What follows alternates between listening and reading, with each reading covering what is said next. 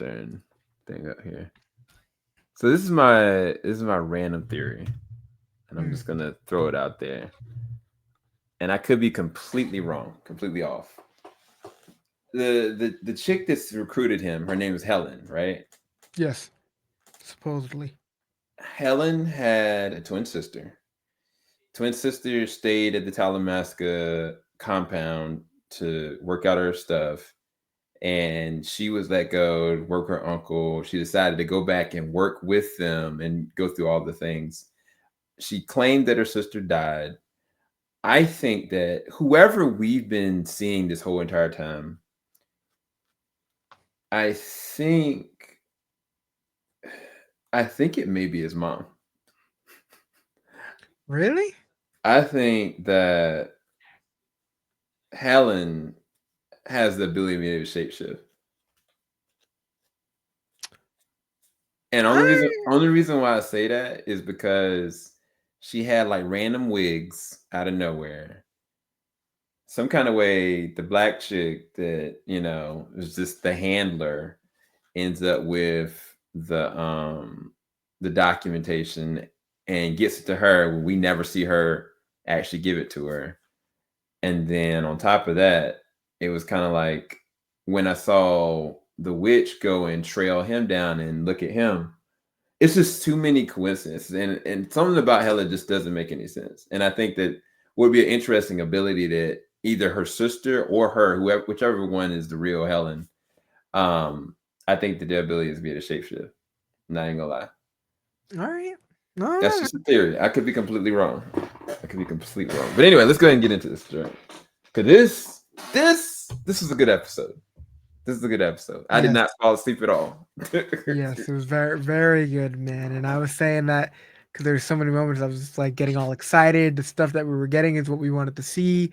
To see a whole coven, I mean, to see even a witch in the show right away, I'm just like, bro, there's so much going on. It's so cool. This is so cool. Yeah. And I think both of us were wide awake because of it.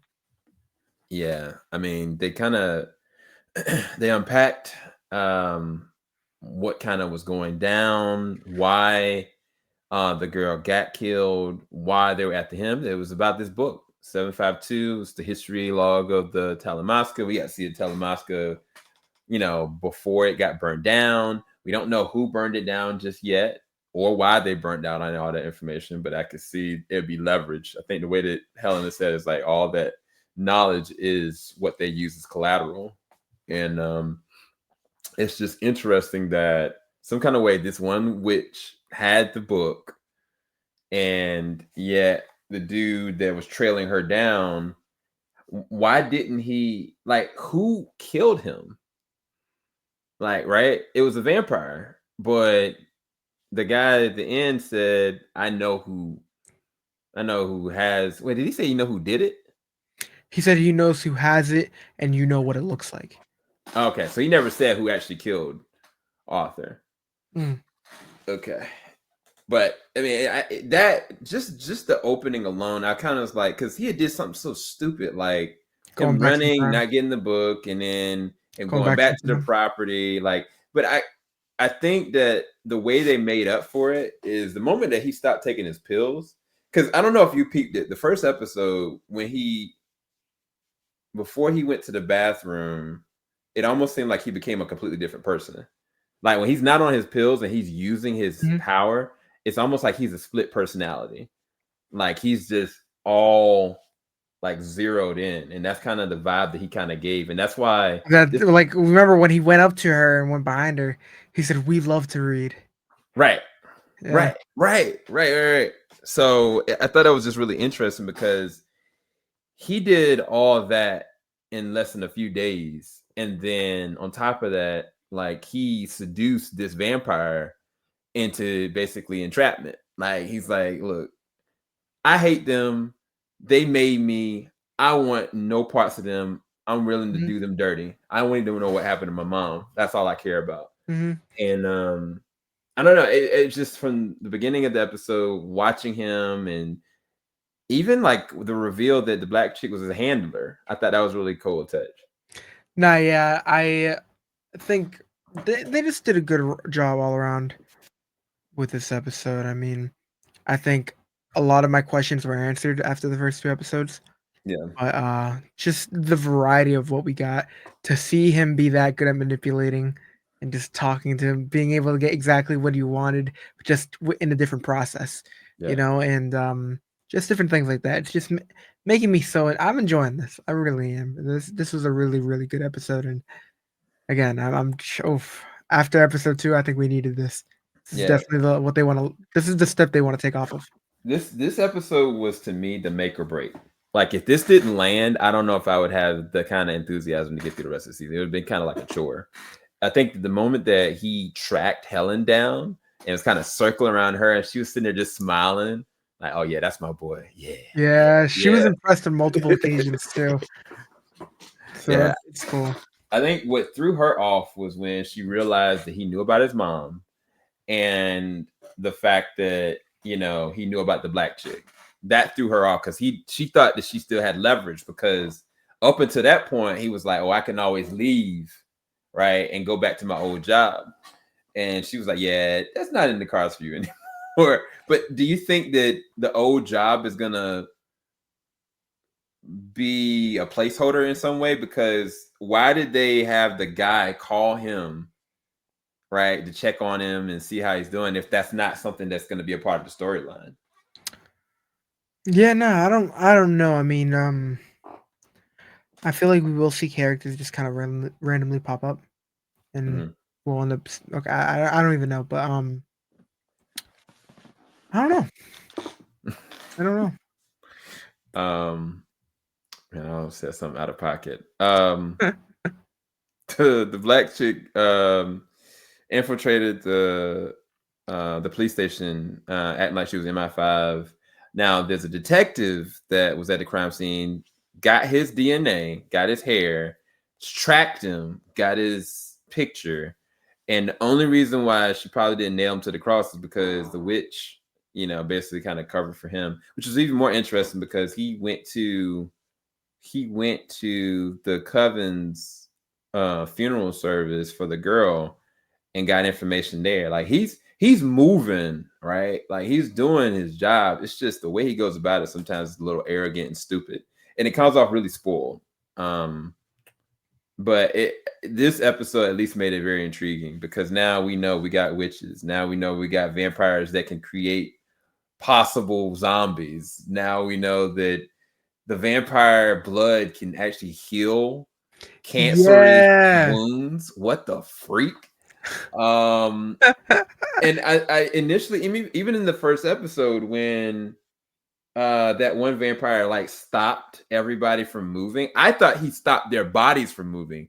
It looks like he stopped time, bro. Because this episode, we saw my man pouring the drink, and it was just sitting there in the suspended animation.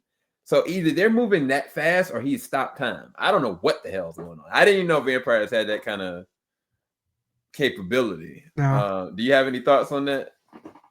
And what was the specific ability? So, I'm trying to okay, go over in my head. the last episode, well, the Yeah. first episode, the one vampire, he stopped everybody in the room, Yeah, yeah, right? yeah. And then talked to him. In this episode, he stopped the dude when he was pouring the drink, and the drink was still in the air.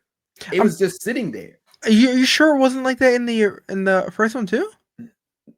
That's why I got confused and asked because I'm like, it feels No. like really. I never really noticed that. I So, know they could stop so the people, but everything moves on if he wants it to move. So if he wanted the drink to flow, it probably would have been able to. I think he just froze it. dude, that doesn't make any sense. That means you're freezing freaking time.